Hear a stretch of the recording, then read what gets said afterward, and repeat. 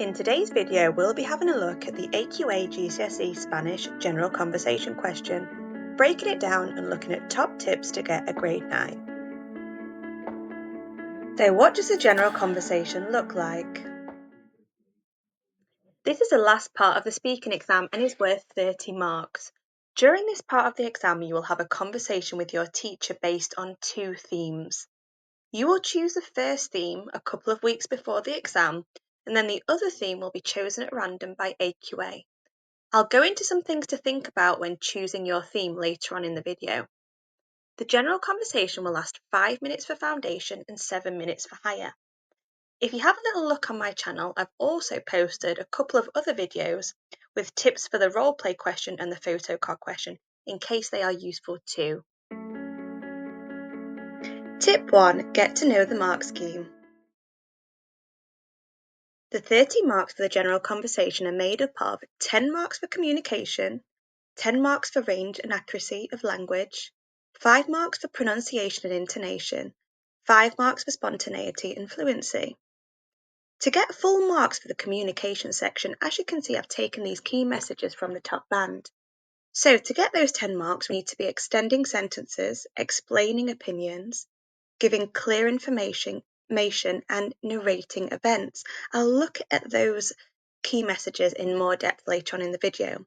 For range and accuracy of language, what AQA are looking for is that you are using a wide range of vocabulary, so not just repeating the same adjectives, for example, divertido or aburrido, or not just saying me gusta and no me gusta, thinking of different synonyms and different ways that you can say those phrases.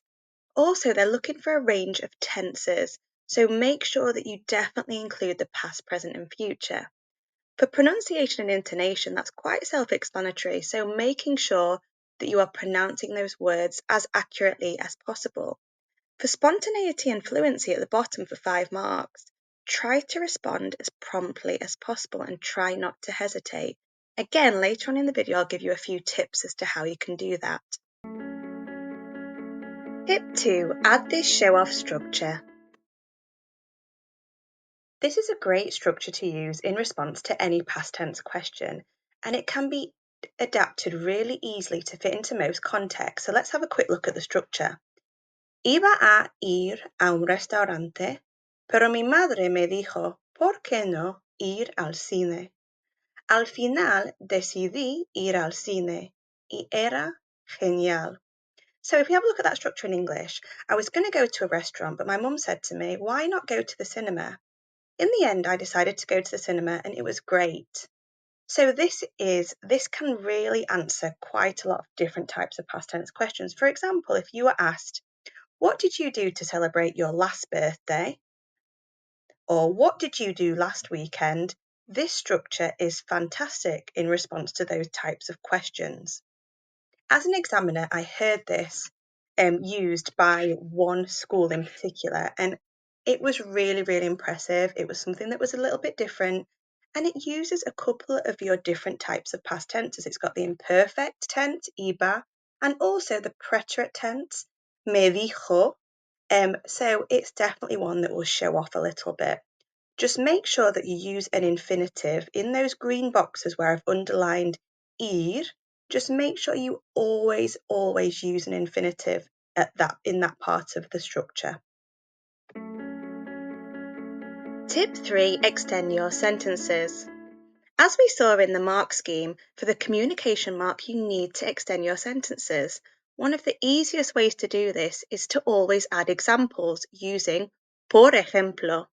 So for example, if your response was me gusta ver películas en el cine, I like to watch films in the cinema, you could add an example. You could say, por ejemplo, me chifla ver las películas de horror.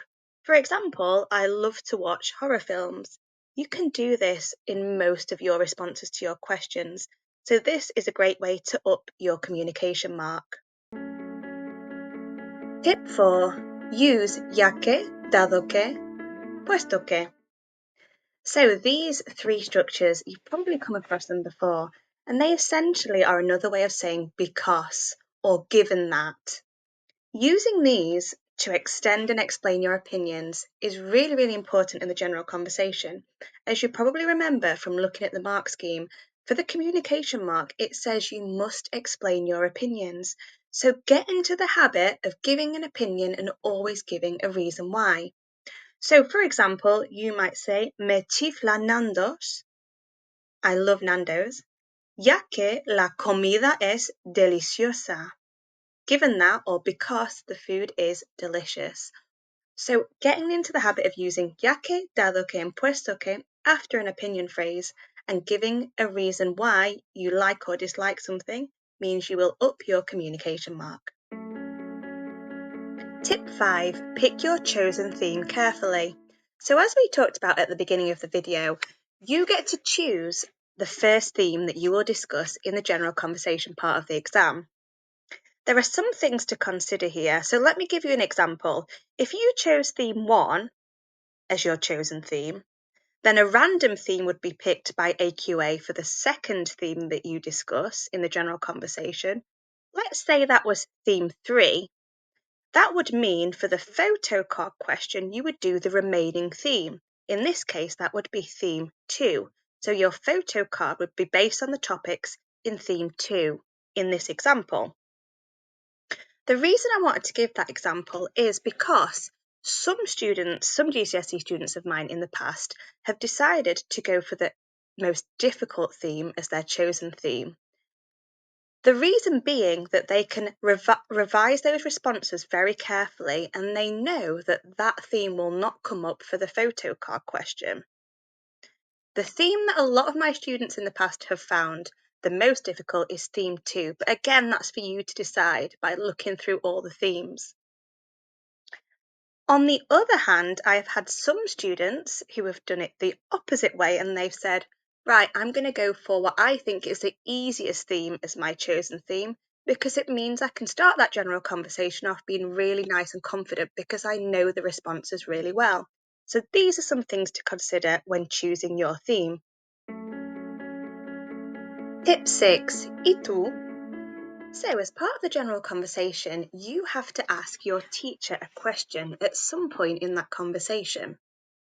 What happens if you don't ask that question is that you are deducted a mark for your general conversation. One of the easiest ways to include a question is, after your teachers ask you a question, for example, it could be, ¿Te gusta el cine? Do you like the cinema? You can say that your response, so you could say, Me chifla el cine, ya que me encantan las películas de horror. I love the cinema because I love horror films. And then after you've responded, you could say, ¿Y tú? And you. So that means that you have included a question and it can be as simple as ¿Y tú? And you. Tip 7. Add a filler.